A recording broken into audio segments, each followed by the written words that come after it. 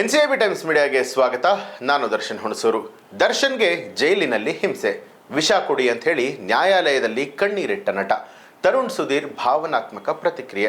ರೇಣುಕಾಸ್ವಾಮಿ ಕೊಲೆ ಪ್ರಕರಣದಲ್ಲಿ ಜೈಲು ಪಾಲಾಗಿರುವಂತಹ ನಟ ದರ್ಶನ್ ತೂಗುದೀಪ್ ನ್ಯಾಯಾಲಯದ ವಿಚಾರಣೆಯ ವೇಳೆಯಲ್ಲಿ ನನಗೆ ವಿಷವನ್ನ ಕೊಟ್ಟು ಬಿಡಿ ಅಂತ ಹೇಳಿ ಕಣ್ಣೀರು ಹಾಕಿರುವಂತಹ ಘಟನೆ ವರದಿಯಾಗಿದ್ದು ಸ್ಯಾಂಡಲ್ವುಡ್ನಲ್ಲಿ ತೀವ್ರ ಚರ್ಚೆಗೆ ಗ್ರಾಸ ಆಗಿದೆ. ಜೈಲಿನ ಪರಿಸ್ಥಿತಿಗಳನ್ನ ಸಹಿಸಿಕೊಳ್ಳೋದಕ್ಕೆ ಸಾಧ್ಯವಾಗ್ತಾ ಇಲ್ಲ ಅಂತ ಹೇಳಿ ಅವರು ತಮ್ಮ ಅಳಲನ್ನ ತೋಡಿಕೊಂಡಿದ್ದು, ಈ ವಿಚಾರವಾಗಿ ಅವರ ಆಪ್ತ ವಲಯದಲ್ಲಿ ಆಘಾತ ಹಾಗೆ ನೋವು ಕೂಡ ವ್ಯಕ್ತವಾಗಿದೆ.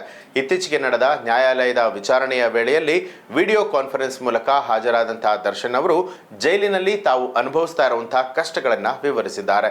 ಕೊಳಕು ಬಟ್ಟೆಗಳು ಮತ್ತು ಫಂಗಸ್ ವಾಸನೆಯಿಂದಾಗಿ ನನ್ನ ಕೈಗಳಿಗೆ ಫಂಗಸ್ ಇನ್ಫೆಕ್ಷನ್ ಆಗಿದೆ. ಸುಮಾರು 1 ತಿಂಗಳಿನಿಂದ ನಾನು ಸೂರ್ಯನ ಬೆಳಕನ್ನೇ ನೋಡಿಲ್ಲ.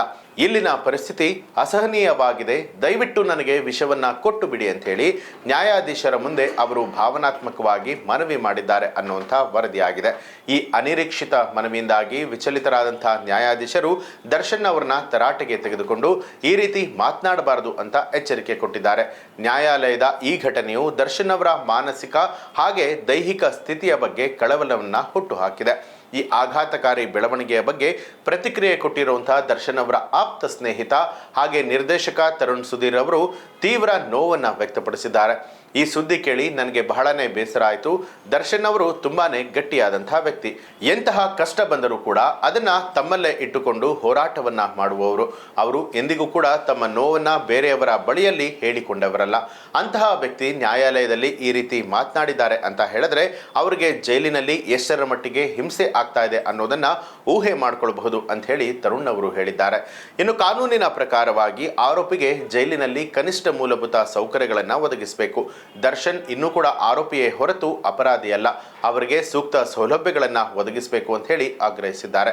ಅಲ್ಲದೆ ಭವಿಷ್ಯದಲ್ಲಿ ಅವರೊಂದಿಗೆ ಬಹಳ ಖುಷಿಯಿಂದ ಸಿನಿಮಾ ಮಾಡೋದಾಗಿಯೂ ತಮ್ಮ D59 ಚಿತ್ರದ ಯೋಜನೆಯು ಮುಂದುವರಿಯುತ್ತೆ ಅಂತ ಹೇಳಿ ತರುಣ್ ಸುಧೀರ್ ವಿಶ್ವಾಸವನ್ನ ವ್ಯಕ್ತಪಡಿಸಿದ್ದಾರೆ. ದರ್ಶನ್ ಅವರ ಮತ್ತೊಬ್ಬ ಆಪ್ತ ನಟ ರಾಜವರ್ಧನ್ ಕೂಡ ಈ ಘಟನೆಯ ಬಗ್ಗೆ ಬೇಸರ ವ್ಯಕ್ತಪಡಿಸಿದ್ದಾರೆ. ದರ್ಶನ್ ಅವರು ಯಾವುದೇ ಕಾರಣಕ್ಕೂ ಕೂಡ ಇಂತಹ ಕೆಟ್ಟ ನಿರ್ಧಾರವನ್ನ ತೆಗೆದುಕೊಳ್ಳಬಾರದು. ಅವರಿಗಾಗಿ ಲಕ್ಷಾಂತರ ಅಭಿಮಾನಿಗಳು ಹಾಗೆ ನಾವು ಕೂಡ ಪ್ರಾರ್ಥನೆಯನ್ನ ಮಾಡ್ತೇವೆ. ಈ ಕಷ್ಟದ ದಿನಗಳು ಶೀಘ್ರದಲ್ಲೇ ಕಳೆದು ಎಲ್ಲವೂ ಕೂಡ ಸರಿ ಹೋಗುತ್ತೆ ಅನ್ನುವಂಥ ನಂಬಿಕೆ ನನಗೆ ಇದೆ ಅಂತ ಹೇಳಿದ್ದಾರೆ.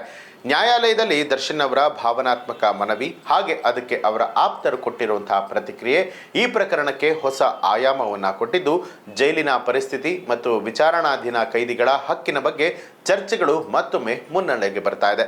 ಈ ಬಗ್ಗೆ ನಿಮಗೆ ಏನನ್ಸುತ್ತೆ ಅನ್ನೋದನ್ನ ಕಮೆಂಟ್ ಮಾಡಿ ತಿಳಿಸಿ. ಹಾಗೆ ನೀವಿನ್ನೂ ಕೂಡ ನಮ್ಮ ಚಾನಲ್ ಅನ್ನ ಸಬ್ಸ್ಕ್ರೈಬ್ ಮಾಡಿಲ್ಲ ಅನ್ನುವಂಥದ್ದಾದ್ರೆ ಈಗಲೇ ಸಬ್ಸ್ಕ್ರೈಬ್ ಮಾಡಿ ಬೆಲ್ ಐಕಾನ್ ಒತ್ತಿ.